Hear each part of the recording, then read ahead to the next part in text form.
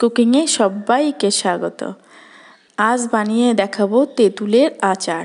School গেটের সামনে কাকুদের কাছে পাওয়া যেত সেই আচারটা। প্রথমে কড়াইতে অল্প সাদা তেল দিয়ে দুটো লঙ্কা, অল্প মৌরি ফোড়ন দিলাম। ফোড়নটা একটু ভাজা হলে আমি আখের গুড় জাল দিয়ে রেখেছিলাম, মানে ফুটিয়ে বেশ পাটালি মতন করে রেখেছিলাম, সেই গুড়টা দিয়ে দেব। গুড়টা দিয়ে যতক্ষণ না গুড়টা গলে আসছে এটাকে রান্না করে নেব।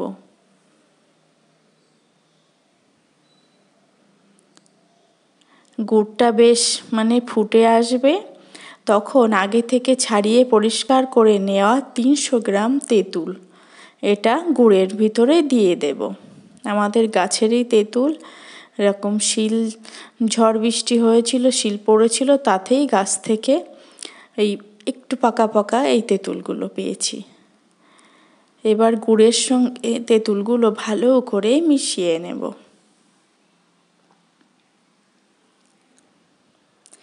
মিশিয়ে নিয়ে ফুটতে দেব, আর দেব 1 চিমটে লবণ, কারণ টক জাতীয় বা মিষ্টি জিনিসে যদি একটু লবণ দেয়া হয় টেস্টটা খুব সুন্দর আসে। খুবই সামান্য লবণ দেব।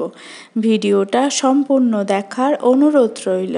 ভালো লাগলে অবশ্যই লাইক, শেয়ার, কমেন্ট করে জানিও কেমন হলো।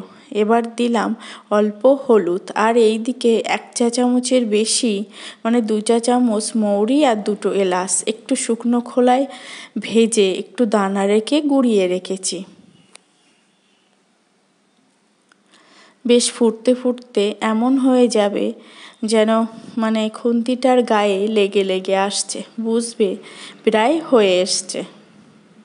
নিচে ধরলে যখন একটু একটু করে পড়বে, আটা আটা মতন হয়ে আসবে, হয়ে এসছে।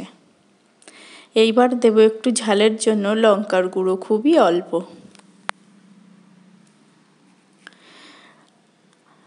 আচারটা আমার হয়ে এসছে। সব কিছু চেখে নিয়ে আমি এটা দিয়েছি 300 গ্রাম তেঁতুলে 400 গ্রাম গুড়। তোমরা তোমাদের যেমন টক খেতে চাও বা মিষ্টি সেইভাবে দেবে। এইবার ভেজে রাখা সেই দানা রেখে ভেজে রাখা সেই মৌরি আর এলাচ গুঁড়োটা দিয়ে মিশিয়ে নিলাম। ঠিক এই ফুটটা রাখতে হবে। চামচে বসে গেছে, একটু ঠান্ডা হলে আর একটু বসে যাবে। এর থেকে বেশি জাল দিলে খুব শক্ত হয়ে যাবে আর ঠান্ডা হলে উঠবে না। একদম রেডি তেঁতুলের আচারটা। একটু ঠান্ডা হলে একটা প্লেটে তুলে দেখাচ্ছি। ভিডিওটা ভালো লাগলে অবশ্যই সাবস্ক্রাইব করে পাশে থাকার অনুরোধ রইল।